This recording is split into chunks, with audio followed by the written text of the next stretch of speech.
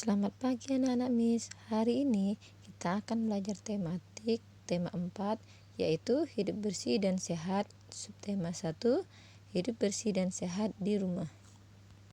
Baiklah anak-anak Miss, sekarang kita masuk ke pembelajaran pertama yaitu muatan SBDP, mengenal pola irama sederhana melalui lagu anak. Saat menyanyikan sebuah lagu, sebaiknya kita menyanyikannya sesuai irama. Apa itu irama? Irama adalah panjang pendeknya nada pada lagu. Panjang dan pendek nada dapat dihitung menggunakan ketukan. Nah, sekarang anak-anak Miss bisa perhatikan panjang dan pendek nada berikut. Di sini, nada-nada ini mempunyai artinya masing-masing. Irama dapat dibuat dengan ketukan yang berbeda. Ketukan tersebut dinamakan birama. Misalnya, birama 2/4 artinya tiap birama terdiri atas 2 ketukan. Baiklah anak-anak Miss, sekarang kita masuk ke pembelajaran bahasa Indonesia, yaitu kosakata tentang lingkungan rumah yang bersih. Kosakata dapat diartikan sebagai daftar atau kumpulan kata-kata yang diketahui oleh seseorang.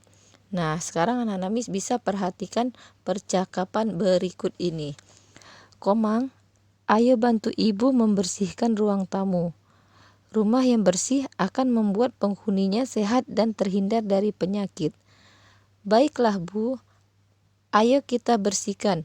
Tentu aku ingin tinggal di rumah yang bersih agar aku tetap sehat. Nah, pada percakapan Komang dan ibunya, kita dapat menemukan beberapa kosakata yang berkaitan dengan lingkungan rumah yang bersih. Contoh kosakata tersebut adalah 1. Bersih, artinya bebas dari kotoran. 2. Sehat, keadaan saat kondisi tubuh bebas dari penyakit. 3. Penyakit, yaitu gangguan kesehatan. Baiklah anak-anak Miss, sekarang kita masuk ke pembelajaran matematika, yaitu ruas garis pada bangun datar. Nah, coba anak Miss perhatikan gambar berikut ini.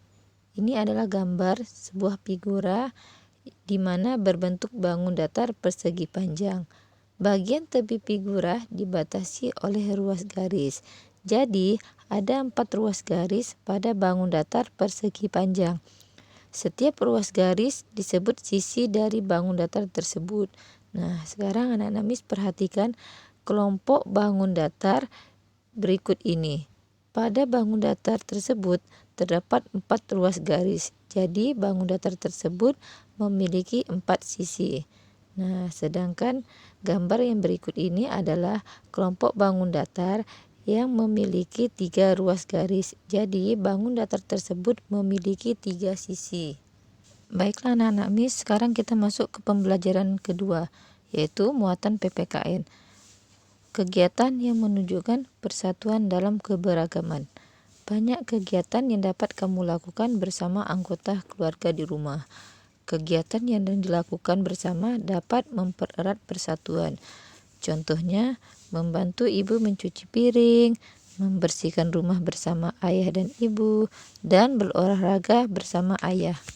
Agar tercipta persatuan dalam kebersamaan, kita hendaknya memiliki sikap-sikap sebagai berikut.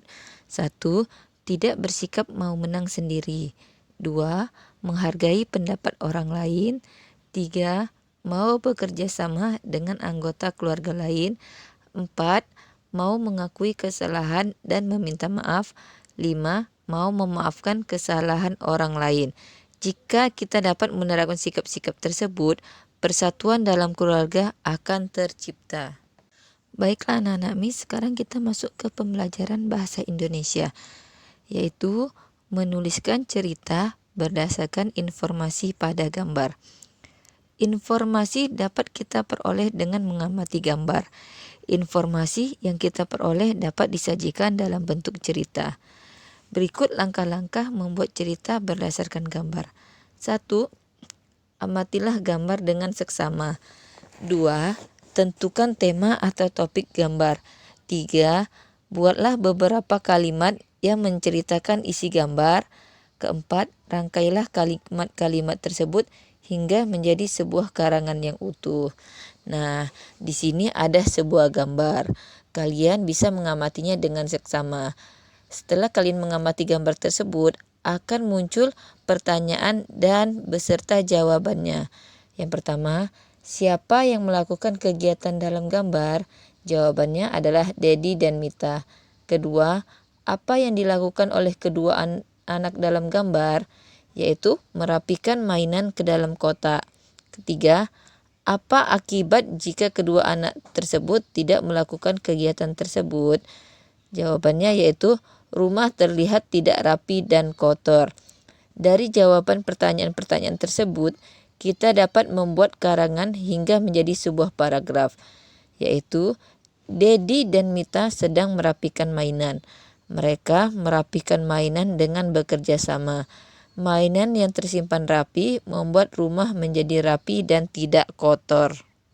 Baiklah anak-anak Miss, sekarang kita masuk ke pembelajaran ketiga. Muatan SBDP, menyanyikan lagu sesuai dengan kuat dan lemahnya nada.